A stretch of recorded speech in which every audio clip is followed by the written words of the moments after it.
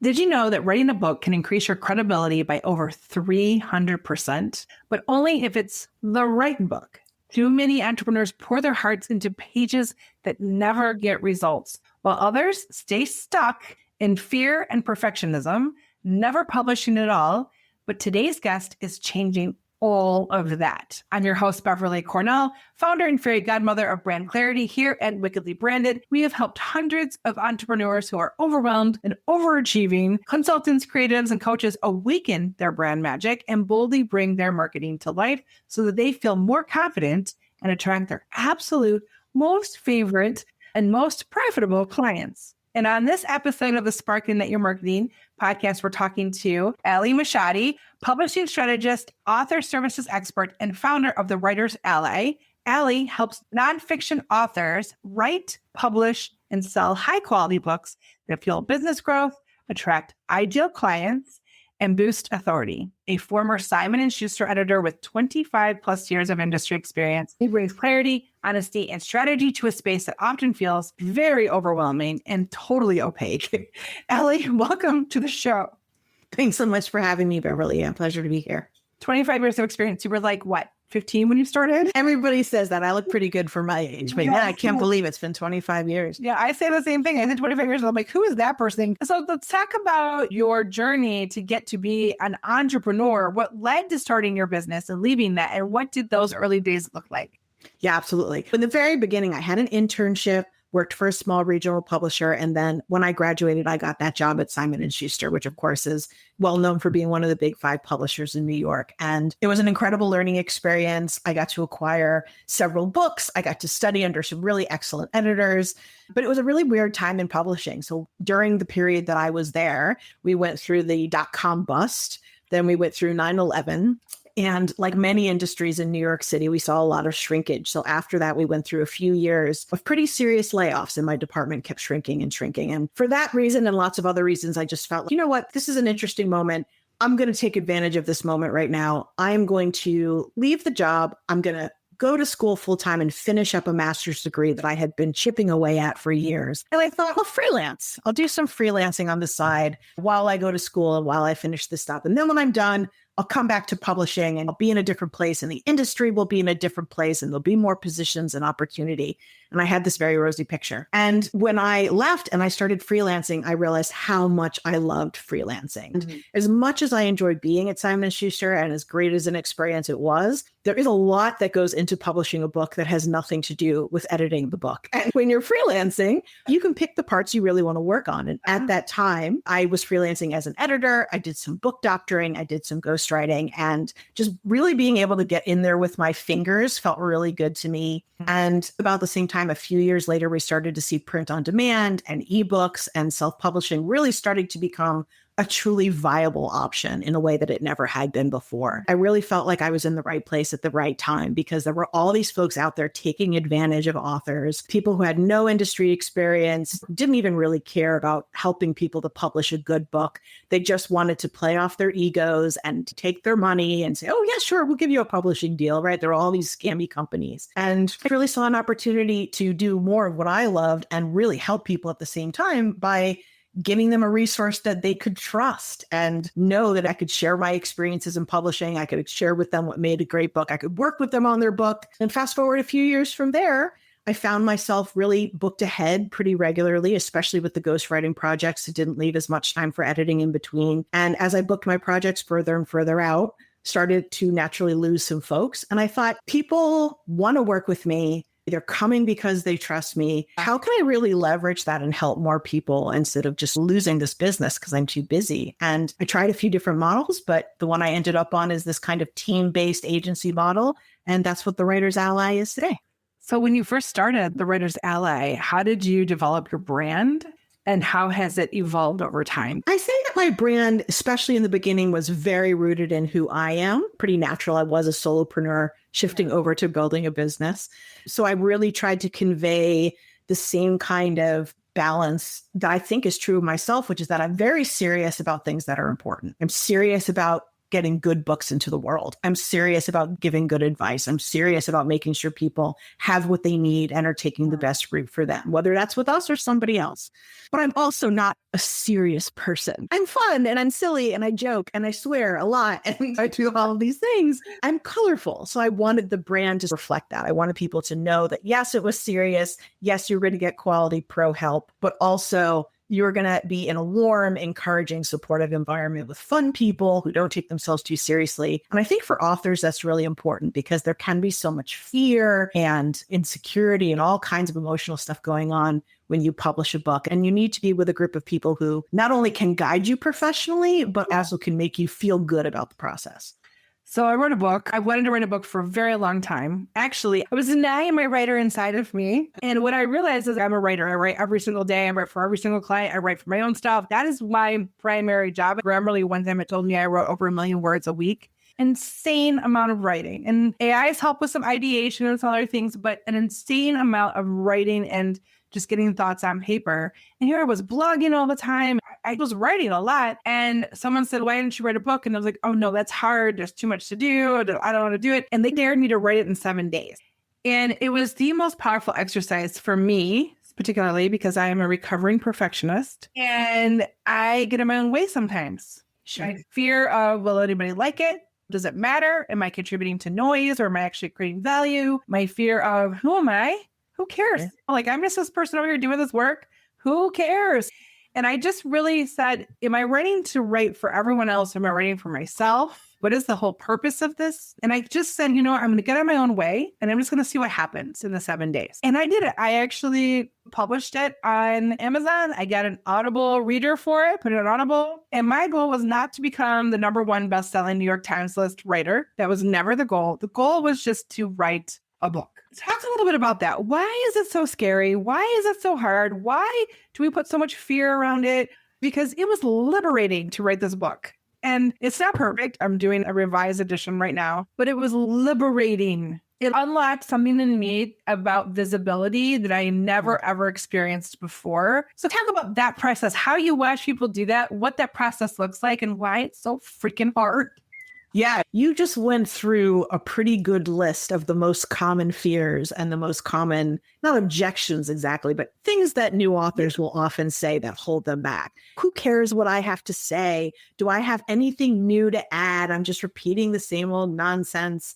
Who am I? What am I even doing? Do I even know enough? All of those questions. I think they're all really human questions. There's that thing about being promoted to incompetency, right? It was like this psychological thing where you could do something, you can do something, you can do something. And because you're good at it, you get to a point where all of a sudden you can't do something.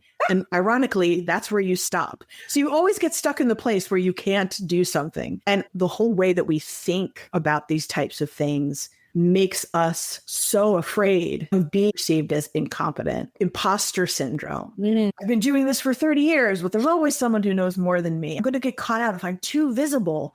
Then they're going to know that I'm a fraud. They're going to know that I don't actually know what the hell I'm talking about. And my whole business is going to fall apart. So I think it's something that everybody experiences. It's not just writers. It's a very human reaction. Imposter syndrome in particular is documented to be most common among women, especially probably your listenership, right? Intelligent, educated, often higher up in a business or an entrepreneur of their own business. These are the women that most often find themselves dealing with imposter syndrome. So I think that's a really big piece of it. And if you think of it as something we all deal with every day on a very normal level, and then you bring into that picture, hey, why don't you put all of your thoughts and ideas about something you super, super care about, put it on this page in a way that you're never going to be able to change. Let's launch it out into the world with your name on it, right? Yeah, that's not vulnerable at all. Exactly. It's a huge exercise in vulnerability. It stops a lot of people. It does.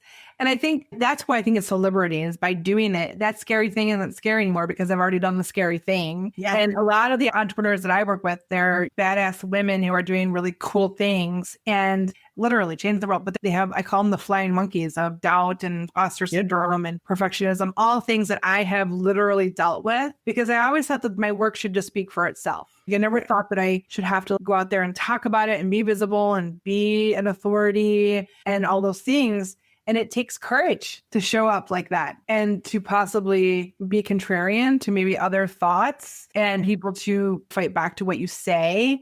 But I feel like if you're not getting pushback, you're probably not saying enough. Like you should be saying some things like that. But yeah, it was such an exercise for me. And it literally changed the course of my path and my business and everything else and how I show up, how I have my entrepreneurial clients show up. Again, it's not going to win any kind of prize in. I really don't want to talk about it, but it was really done for me. And it was really done in a way that I just needed to do it. And it still opened up some opportunities for me for sure. Absolutely. That I would never have had without it. Being called an author is something very interesting when you're talking to people or you're speaking in front of people. There's a modicum of respect that's given to you because of you've written a book, even if it's not the best book you've ever written.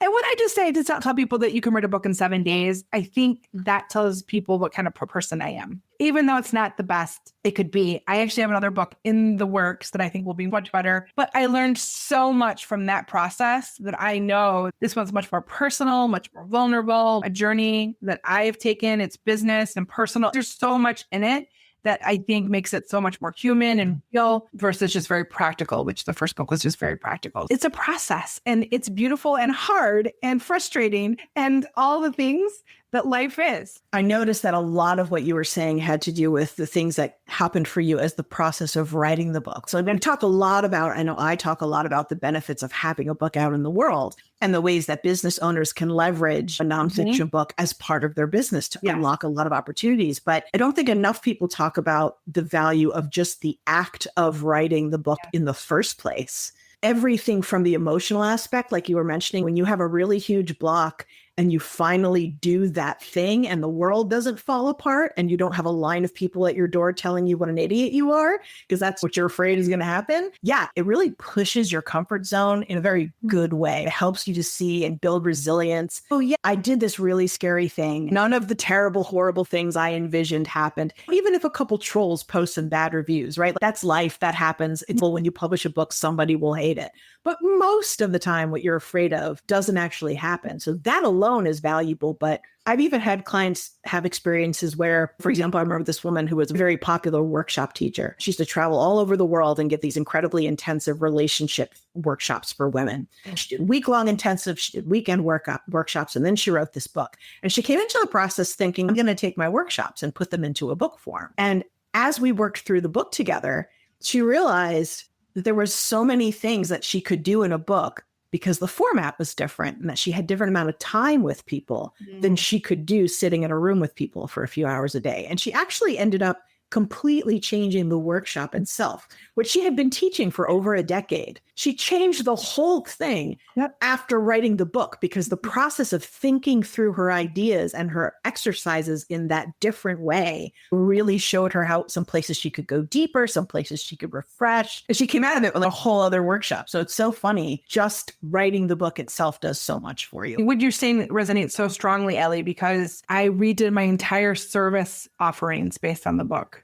Once I wrote the book and got really thoughtful about what transformation we really offer here at Wickedly Branded, it made me see my business up above the trees as opposed to in the woods in a way differently. So really taking the time and being thoughtful about my own brand and my own voice and what we do and what we offer, it really was an exercise that fundamentally changed how I show up, but also how the business talks about itself. And it was very powerful from that perspective. The act of writing was, for me, far more powerful than the actual publishing. The publishing was the cherry on the top, but the act of it and the promise I made to myself and the introspection and thoughtfulness that I spent was so powerful in a real big mindset shift for me and the business. There are so many benefits to it. And I want to talk about the other benefits of actually publishing. Talk a little bit because I'm talking a lot about mindset and confidence, but it comes to relating to this writing and being visible to the world in ways you've never been visible before. And this whole season is about confidence. So what does confidence look like to you, Ally, as a business owner? And was there ever a moment that you realized you were really showing up with it? That's such a good question. Confidence. I will admit absolutely that it is maybe not a daily struggle, but a regular struggle to remember to be confident, to remember all the things I genuinely have to be confident about. So that goes back to what we were saying about imposter syndrome. I suffer from that just like so many other people do. Absolutely. And I'll put a post on social media or I'll write a blog post for my audience. I had been very active in writing a blog in the early years of my business and I got away from it. So since January, I've been writing a new blog post every month and a bunch of emails and posts to go along with that. And every time, Beverly, even now, right? I've been in this business 25 plus years. I get that little twinge when you push right before I send it. Oh, did I miss something horrible? I missed a really obvious point. And someone's going to comment on this and they're going to make a fool of me on LinkedIn. And I'm going to look like an idiot and people are going to comment and tell me how dumb I am, right? There's always that brief little moment. Of course it doesn't happen because I know what I'm talking about and I take the time to actually create good content, but it's still something that I struggle with. For me, a lot of it comes down to various tools and techniques. Mindset is like any other muscle in a way in the body that you really have to learn to exercise it. And I worked with a mindset coach for 6 months a few years ago that really helped me as well and helped me to see it as a muscle, as something that I could practice and strengthen. I have little things you can't see on my desk here, but like I've got a little desk sign. This is everything is figure outable. Marie Forleo's famous thing. It's right there in my face. Anytime I'm feeling like there's a problem I can't solve, I'm feeling too overwhelmed, I look at that and remind myself, okay, right. Everything is figure outable.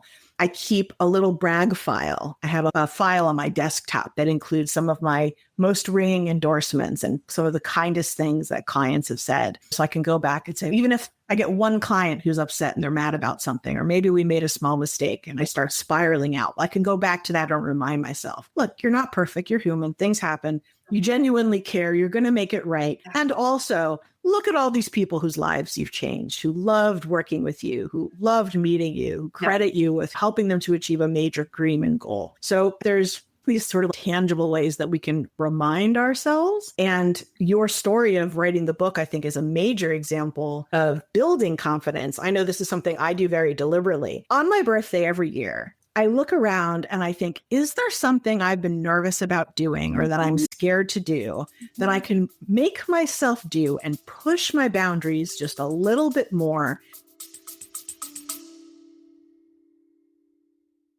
Hey, I know you're listening today because you're ready to take your business and your brand to the next level.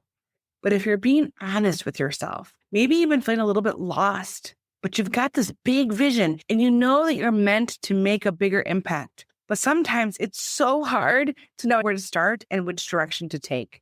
Does that sound familiar? You're not alone. So many purpose-driven entrepreneurs feel the exact same way as you. That's why I created the Clarity Quiz, a simple tool that helps you get to the heart of what's holding you back and shows you where you need to focus next. No more second guessing, no more spinning the wheels, just clear, actionable insights that give you the confidence to move forward, that next best step. Taking the quiz will give you a deeper understanding of your brand's true potential and what's standing in your way. And the best part, it only takes like 3 minutes, but the results, they could transform the way you approach your business and brand forever. So if you're ready to stop feeling overwhelmed and you want to start showing up with purpose and clarity, go to wickedlybranded.com and take the quiz now.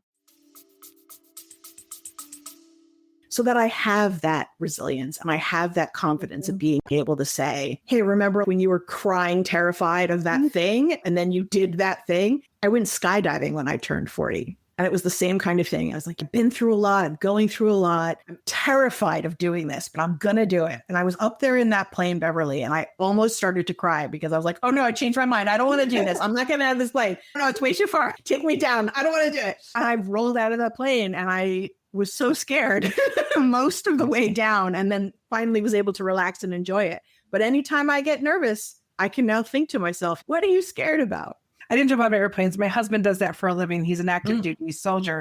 I don't understand why soldiers have to jump out of perfectly good airplanes, but my husband says they're not perfectly good. But by proxy, he's enough of that fear. But there was one day a few years ago when we first got married, there was a spouse day where you could go and you could like put on the gear and you could ride in some of the different vehicles and all things. They dressed me up and put on all the gear that I would if I was a parachuter. And then they told me to go up this 40-foot tower and to jump out of it. And it's a free fall. It's not like a zip line. You fall. It's like a bungee, but not a bungee, but it's kind of like that catches you and then it takes you down.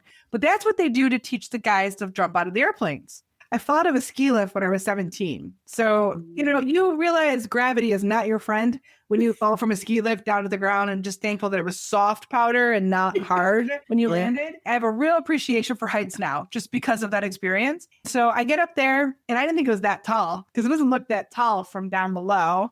And I got up there and I looked out the door and I was like, yeah, I'm good. And I went to walk back down the stairs. And my husband said to me, you will regret not doing this. You have fire in your soul. And I don't know why you're giving up on yourself. And I was like, I can do this. So I turned around. It took me a little bit, but I jumped out of the airplane. And I'm so glad that I had a supportive husband who knew I would be really frustrated with myself if I didn't do it. But that was enough for me. That was a real boundary pushing. And you're right. Confidence is built. And I've even talked about this on previous episodes, and maybe my listeners are even sick of me saying this, but confidence also comes from trusting yourself because you've done all the things in the past. Right. I've written the book, written the blogs. I've led a team. I've been in charge of $1 billion budget at one point in my career. Why did I not trust myself? I guess I made mistakes, but I always figured it out. Like, you always figure out the solution and you learn and you grow and you do it. And the older I get, the more I trust myself. I just simply trust that what will be and that I care.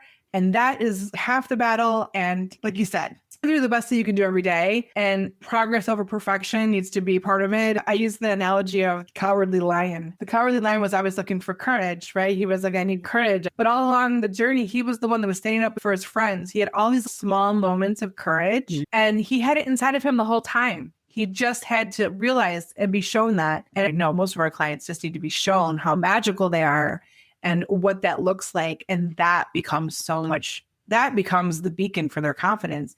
And when you're fully sitting in your magic, people can tell. Like, they know, oh, she's on fire. What is that all about? I want to know. She's got pink hair. What is that all about? All of a sudden becomes part of who you are. And that is life-changing. So it's all these little moments leading up to the book. And then since the book really helped me be more visible and show up differently. But I always have that moment before you publish. You're like, what am I doing? Why is this the career I chose? If I worked at Starbucks, nobody would have to know who I am. I wouldn't have to tell anybody what I think about things. And as it relates to the book too, you said something earlier that reminded me. A lot of people, I think, when they think of courage and confidence, it's the same thing. They think it's something they need to get. Like you just said, it's not something you need to get.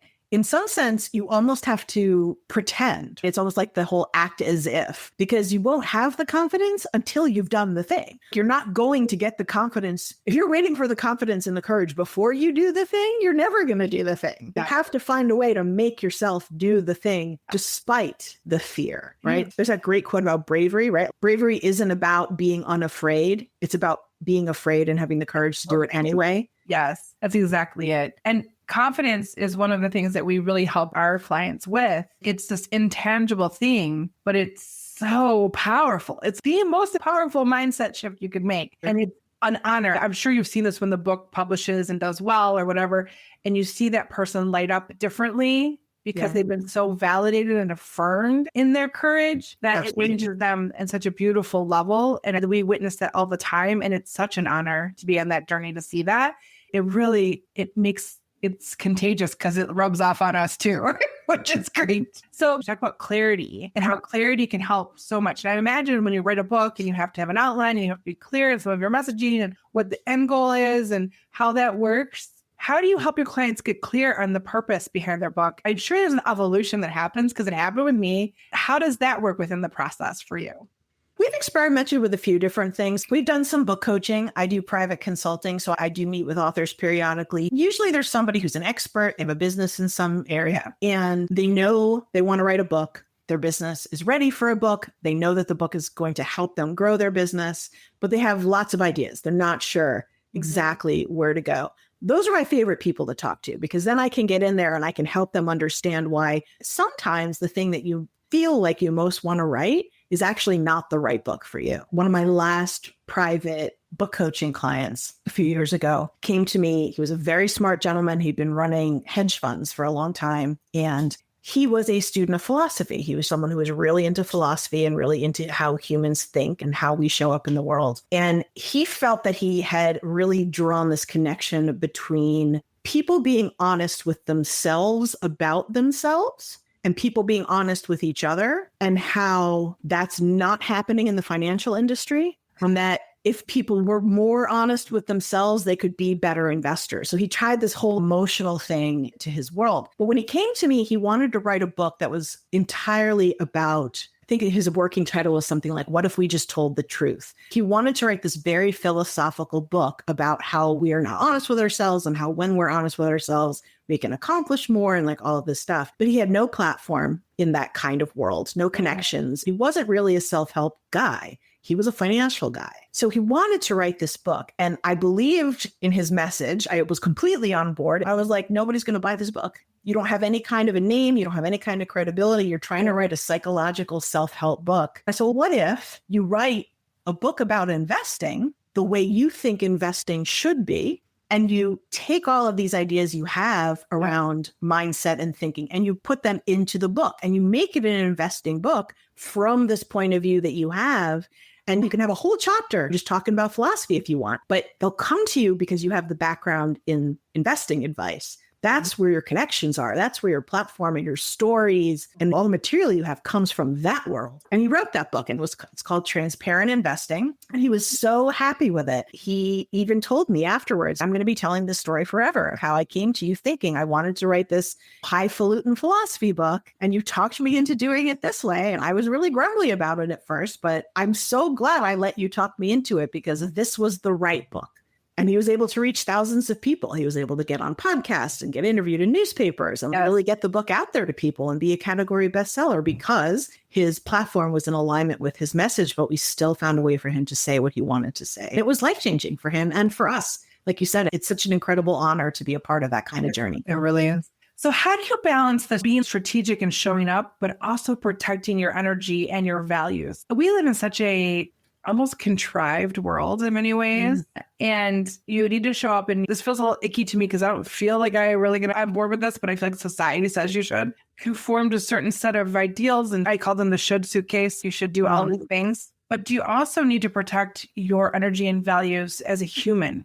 How do you balance the strategic, intentional side and being vulnerable, yet also saving a piece of you so it's not all out there for the world to see? Like, how do you do that? Hey there, you've just finished part 1 of the Sparking At Your Marketing episode. How are you feeling? Excited? Inspired? But we're just getting started. Next Thursday, we're dropping part 2, and you won't want to miss it. Be sure to subscribe to our newsletter so you'll be the first to know when it goes live. Until then, take a breather. Let those ideas simmer, and we'll see you next week. And that wraps up today's episode of the Sparking At Your Marketing podcast. Remember, confidence is built one intentional step at a time. And every time you show up for your brand, you are proving to yourself and to your audience that you are ready for more. Speaking of more, I have something really exciting to share with you. Starting next season, the Sparking At Your Marketing podcast will have a brand new name, Wickedly Branded, the Marketing Podcast. We're making this change because we want to show up more wickedly branded ourselves, fully aligned with the bold, creative, and confident brand that we stand for. Back in March, we updated our entire brand from BC & Associates Marketing to Wickedly Branded, more bold, sassy, and magical brand that we truly feel resonates with us and the magic we've been creating for our customers for 13 years. So in season 6, we'll take everything you've learned about building brand confidence and business confidence and confidence in yourself and move it into the next phase. We call that brand activation. This is where strategy meets your soul, and we bring your brand to life with visuals and voice and a vibe that's undeniably you. So keep tuning in, keep building that confidence, and get ready because season 6 is going to be the spark that ignites your brand. And it's where we'll dare you to be wickedly branded.